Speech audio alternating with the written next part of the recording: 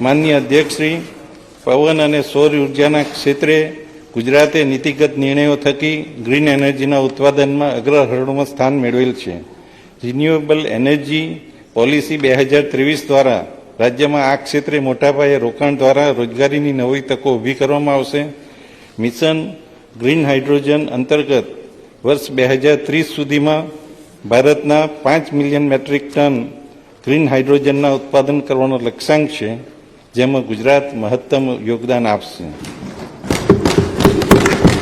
મને જણાવતા આનંદ થાય છે કે સૂર્યવંશી ભગવાન શ્રી રામ અયોધ્યા ધામ ખાતે નિજ મંદિરમાં સ્થાપિત થયા તે અવસરે માનનીય પ્રધાનમંત્રી શ્રી દ્વારા પ્રધાનમંત્રી સૂર્યોદય યોજના અંતર્ગત 1 કરોડ ઘરોને સૌર ઉર્જાથી પ્રકાશિત કરવાનું લક્ષ્ય નિર્ધારિત કરેલું છે,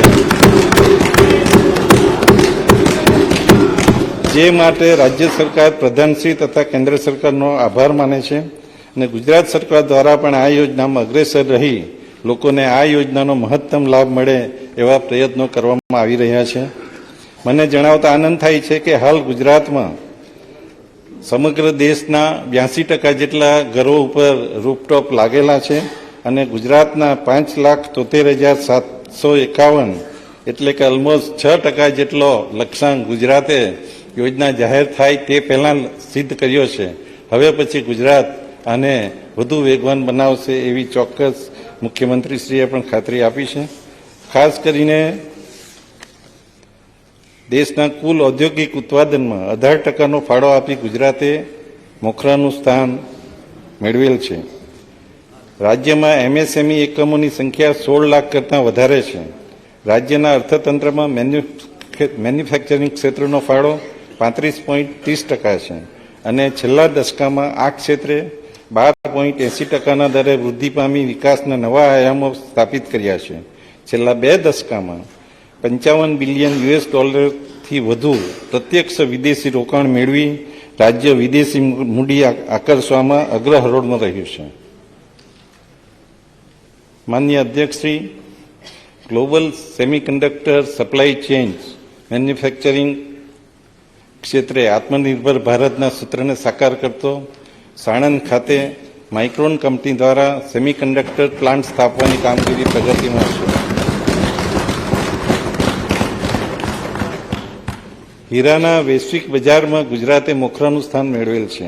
ડાયમંડ કટિંગ, પોલિશિંગ, માર્કિંગ, સર્ટિફિકેશનને આવરી લેતું ડાયમંડ બ્રુસ સુરતમાં શરૂ કરવામાં આવેલ છે, જે વિશ્વની સૌથી મોટી સિંગલ ઓફિસ સ્પેસ છે. આપણે હંમેશા સાંભળીએ છીએ કે અમેરિકાનું પેન્ટાગોન સૌથી મોટું બિલ્ડિંગ છે, પણ સુરત ડાયમંડ બ્રુસ પેન્ટાગોનથી પણ મોટું છે. વિકસિત ગુજરાત 2047 અમારા આયોજનમાં ઉદ્યોગનો મહત્વનો ફાળો રહેશે. હાલના મહત્વના ક્ષેત્રો જેમ કે textile, chemical, pharmaceutical, machinery, automobile વગેરે સાથે સસ્ટેનેબલ મેન્યુફેક્ચરિંગ માટે semiconductor, green energy, green hydrogen, battery અને તેનાથી સંચાલિત વાહનો આધારિત ઉદ્યોગો ભવિષ્યમાં ગુજરાતના વિકાસના પાયામાં રહે તેવા પ્રયત્નો સરકારે શરૂ કર્યા છે. માનનીય અધ્યક્ષશ્રી, સ્ટાર્ટઅપ પ્રતિભાશાળી યુવાનોને ઉદ્યોગ જગત સાથે જોડતી મહત્વની કડી છે. મને જણાવતા આનંદ થાય છે કે ગુજરાતે છેલ્લા 3 વર્ષથી સ્ટાર્ટઅપ ક્ષેત્રે દેશમાં પ્રથમ સ્થાન જાળવી રાખેલ છે.